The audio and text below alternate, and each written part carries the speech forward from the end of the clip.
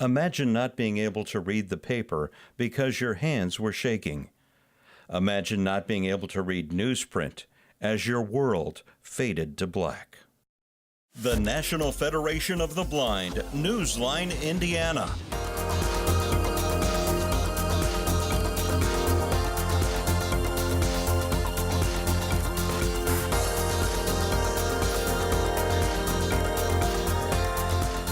With your host, Lee Martin, and co-host, Florence Myers-McSwine.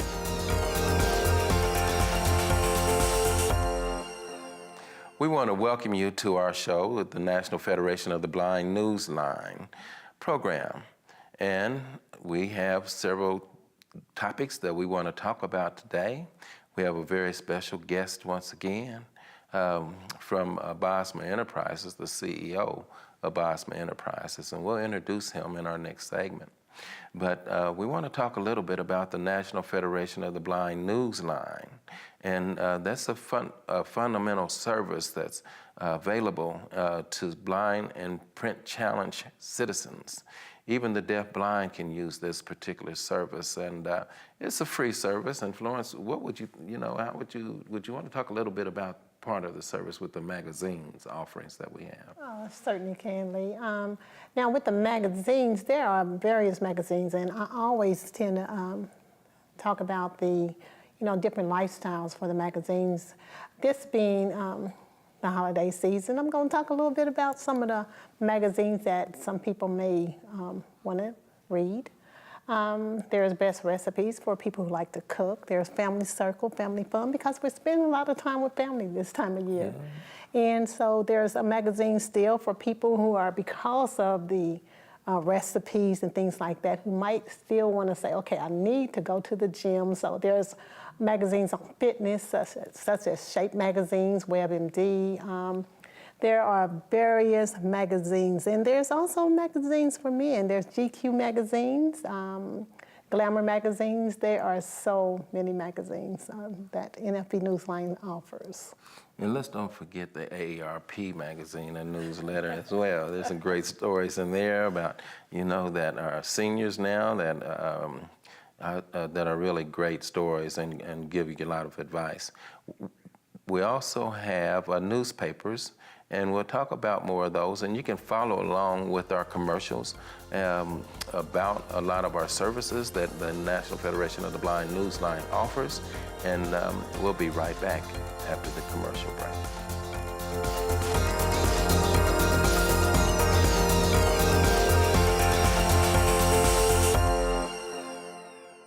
I am a blind vendor, and one of the things that I truly miss is reading Vending Times magazine. Hoosiers can hear Indiana magazines, circulars, national magazines, and information from across the globe. Learn more by calling 855-963-6476 or visit nfbnewsline-in.org. It is a fantastic service. Subscribe free to NFB Newsline today. We are the nation's blind, and we read NFB Newsline. As I travel the nation, I read NFB Newsline. I live in Valparaiso, Indiana, and I listen to my local news on NFB Newsline. As a student, I enjoy reading current events on NFB Newsline. Learn more by calling 855-963-6476 or visit nfbnewsline-in.org. Subscribe free to NFB Newsline today.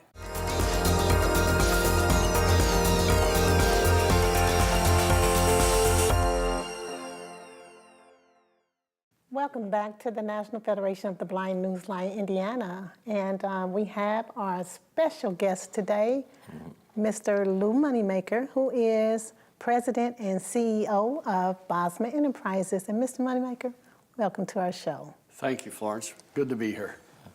It's our pleasure. Well, Mr. Lou Moneymaker, I tell you, we've had a lot of traveled roads together. And I just want to let you know how much we do appreciate you. Now, President and CEO of Bosma Enterprises, the title it sounds very impressive, but we knew that it took a lot of work to get to where you've come.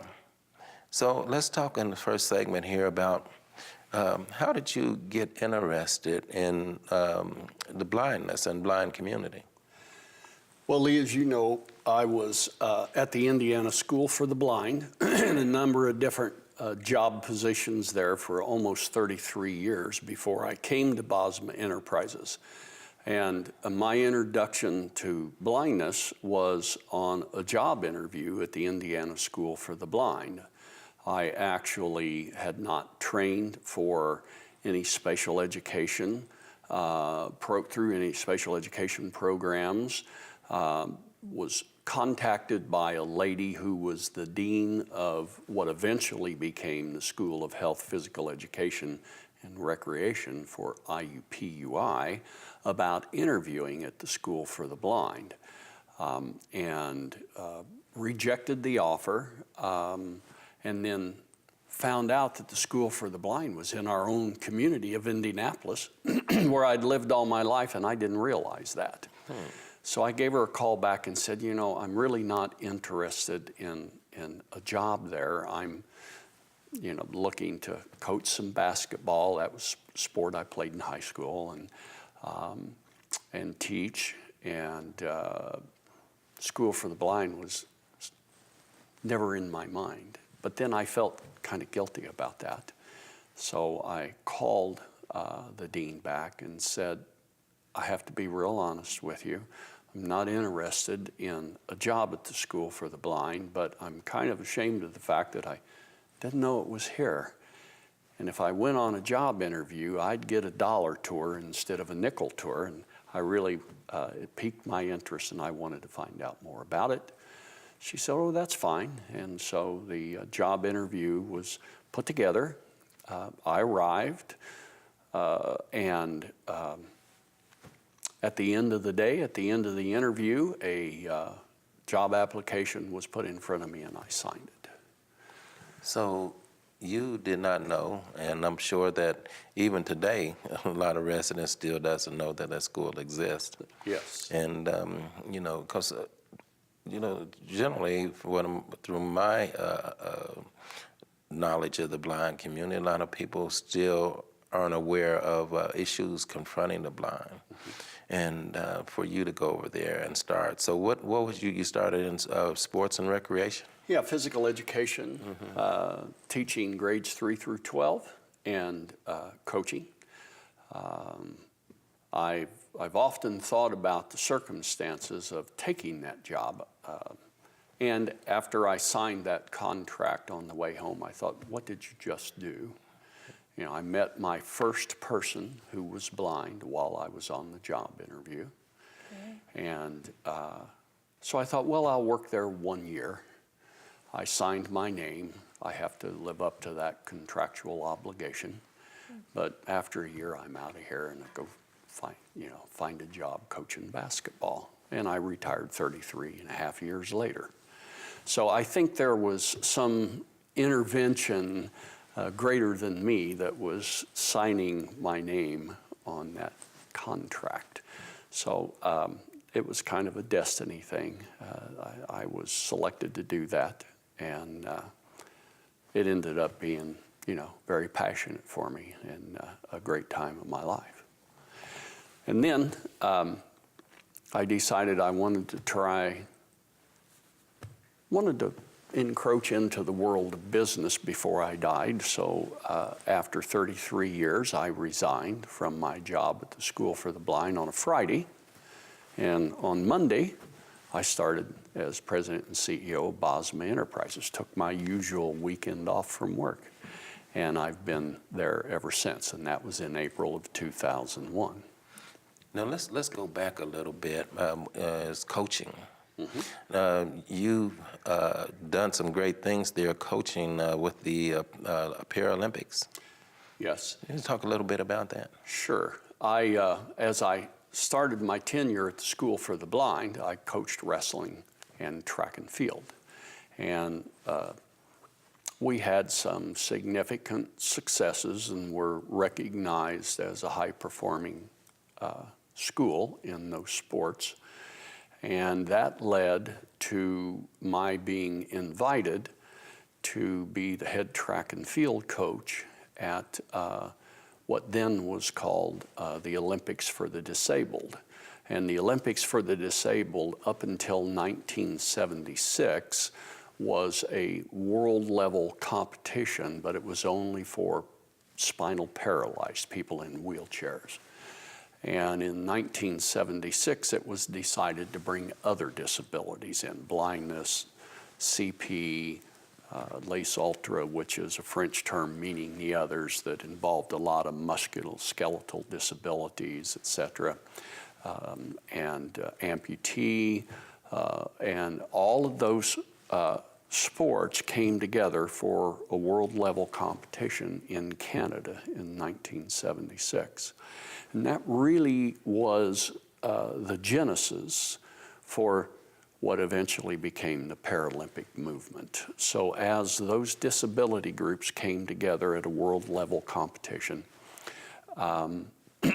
here in the United States, we realized that this was going to move into something that was going to be significant in the evolution of the involvement of disability in sports.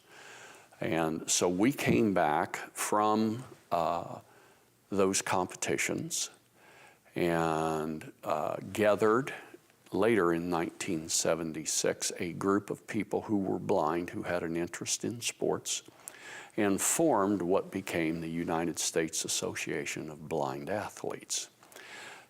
And as that organization grew, at the same time that we were putting ourselves together, so were amputee, spinal paralyzed, all the other disabilities were forming groups to kind of regulate sports for their particular discipline. I ran sports programs for United States Association for Blind Athletes, USABA, it's easier to say. I ran their sports programs for a number of years. And inside disability, there are some very, there's a lot of politics between the disability groups. Now I'm talking about as sports are concerned, but I think we see that in non-sports activities and disability groups as well.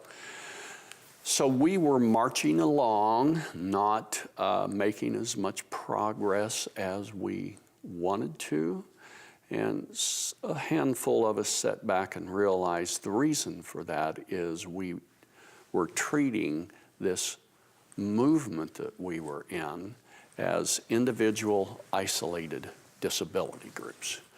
And a handful of us from each of those disability groups came together and said, if we're really going to move this forward, we need to become one group, not 6 or 7, because we were competing against one another. And I would go into Kellogg's one day and make a pitch about blindness, and 2 days later, here'd come Paul DePace with the Wheelchair Association, et cetera, et cetera. And finally, Kellogg's would say, hey, we don't understand what's going on. You guys need to get together, get your act together. So we formed the initial group called the United States Disabled Sports Team. And the whole concept was to bring the disability groups together and act as one. We began to really gain some traction then. And as such, our disabilities represented millions and millions of people. And so we were able to approach and market ourselves and approach various communities and various big companies. And next thing you know, it had some power, and it eventually went from the United States Disabled Sports Team and became the United States Paralympic. Okay. Yeah. Well, we're going to get some traction and take us a break. Yeah. And we'll be right back. Thank you. So we'll be right back with our holiday show with Mr. Lou Moneymaker.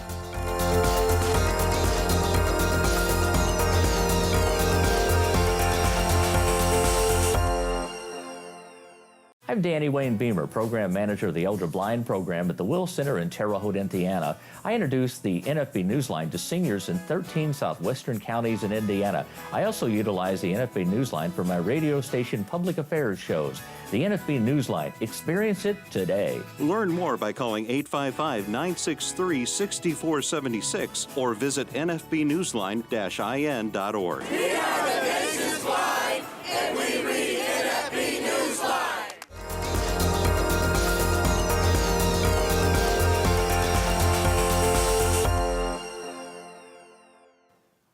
Welcome back to the show with our guest today, Lou Moneymaker from Bosma Enterprises. And Mr. Moneymaker, I'm wondering about, your interest in coaching the School for the Blind and Visually Impaired. And I know that there had to be a lot of changes, technique changes as far as coaching. Can you tell us a little bit about that? Sure. I had not, as I said before, I had not met a person who was blind until I was on the job interview. So as I arrived at the School for the Blind and had a job, part of my job duties were that of being a coach, and certainly as a physical educator as well. My learning curve was so steep I can't even begin to explain it. I had not had a penchant for wanting to be in the world of disability. It had just never entered my mind until I signed a contract. So I had no training, and I came in and had to learn quickly, had to change my style of coaching, that I couldn't rely on standing in front of a group of people and showing them how to do something. It became extremely hands-on, manipulating body parts through movement to be able to learn, et cetera, et cetera. And so all the time, for years, as a matter of fact, while I was coaching, I was learning the whole time that I was doing that. And I had the opportunity in wrestling to work as an assistant coach under a gentleman whose name was Bert Boyer, who was the head coach, and Bert was a visually impaired guy. And Bert was wise enough to know that I needed to learn and understand that sport from a participant standpoint in order to really be as good as I might be able to be. So my first year, year and a half, I ran morning practices and to work kids into shape, but the afternoon practices, which was a more classical practice, I dressed out and went through what our wrestlers went through. And as I first started, some of the bigger kids got great pleasure out of kind of putting me through the paces, and that didn't last for long. The competitive part of people doesn't allow for that. So as they were beating me early on, that changed. But that changed because I was learning and learning technique and so forth. So it was a very, very interesting experience. And when I took over, after I was there for a couple of years as the head coach, we really went on to do extremely well. We were considered one of the preeminent programs for people who were blind in the United States. But early on, I think as I was thrown into something that I didn't know, not only I didn't necessarily know the sport and the techniques of the sport, I didn't understand how to teach people who were blind in the beginning. And so as I learned all of that, I became proficient in it, but also as I started, I brought probably a different attitude. I didn't know about blindness. I didn't have any preconceived dispositions about it. So I treated kids, I came in and I had clear expectations and held kids accountable. Just like I would a sighted kid that I would coach somewhere else. And I think that brought we had a new era with different thought patterns, and the kids really responded to it. I'm in contact with those kids yet today over the time that I coached. And one of the things they'll say to me when I have a telephone conversation with them, or one of them's in town, we'll go out and have dinner. They'll say, you know, Coach, there were times when I thought, that guy is crazy. You know, he doesn't treat me the way I want him to treat me. They said, but you know what, Coach? What you did for me is you treated me like anyone else. And and we knew what the expectations were, and we knew we would be held accountable. And that's why I'm where I am today. I'm proud to say all those kids that I coach, almost every one of them have made it well out in the world of work. And a lot of it's due to, I think, the relationship that those kids and I had, and how I learned from them and they learned from me. It was special. Yeah. It is special because you're teaching life skills. Exactly. and ridding them of the low expectations. Yes. So that is to be commended. Now, you also taught track and field as well? I did. Now, I know, okay, tell me a little bit about how do you, actually teach a blind athlete, running and with some of the competitions that they competed in? Yes. In track and field, more of the competitions at the high school level were against other schools for the blind. Some of that has changed over time, by the way, and now you have kids who are blind, who are out in public schools, who are competing, who are blind, against sighted kids, and there are adaptations to the rules to allow that to happen. But back in the day when I was coaching, schools for the blind competed against schools for the blind. And what we did is what we would do is take kids in, do an eye exam, and put them in a classification. And we had a system of A, B, and C, but as an example, those who participated in Class C were kids who were visually impaired, but they still had some significantly good usable visions. Then you had Class B, who were kids who had a little bit of vision, but not much. And then you had Class A, and those kids were all totally blind. And those classes competed within a class against one another.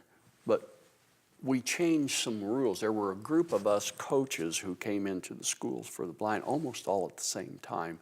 And so we looked at the rules and said, if you have a kid who's Class A, totally blind, and he thinks he can beat the kids in Class B or Class C, let's let him move up, see what he can do. Couldn't move from Class C down to Class B or A, but you could have upward movement. And so we had a lot of totally blind kids who became very proficient in their particular events and said, you know what? I think in the high jump, I want to go compete against the kids that have vision. Still visually impaired, but have vision. And we would allow them to do so. And so lots of lessons were learned with that. But one of the things that, in track and field, it's an interesting sport for people who are blind. It's quite adapted.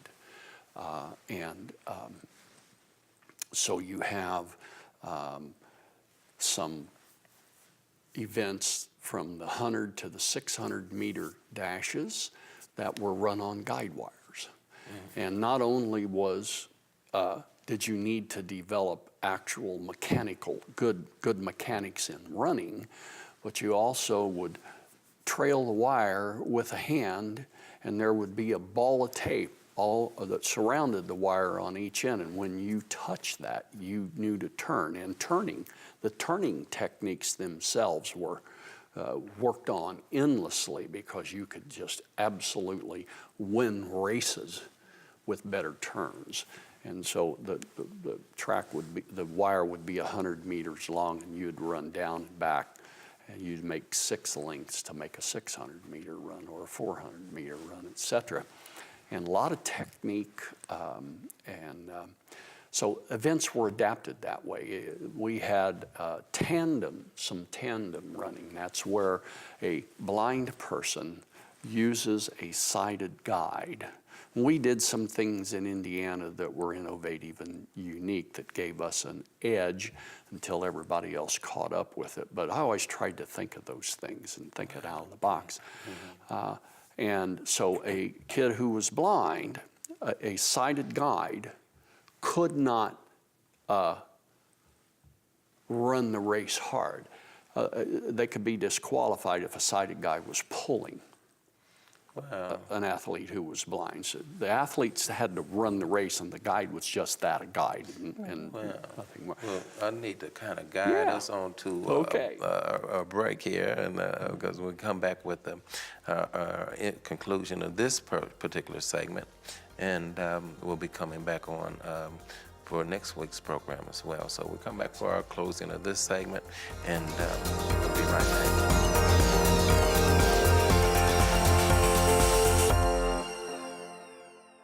The National Federation of the Blind knows that blindness is not the characteristic that defines you or your future. Every day we raise the expectations of blind people because low expectations create obstacles between blind people and our dreams. You can live the life you want. Blindness is not what holds you back.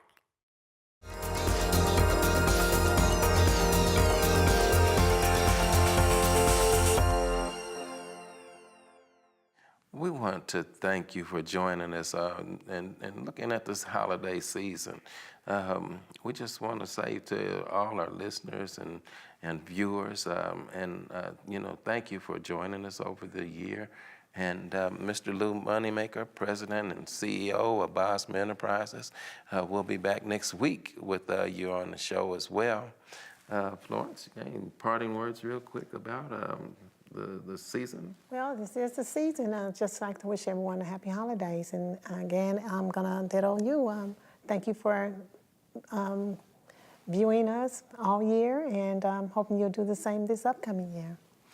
And just always remember that we raise the expectations of all people, and equality, opportunity, and security for the blind, vision, impaired is essential. So thank you very much, and we will be seeing you next week. The National Federation of the Blind, Newsline, Indiana. For more information, go to nfb-in.org or call 855-963-6476. That's 855-963-6476.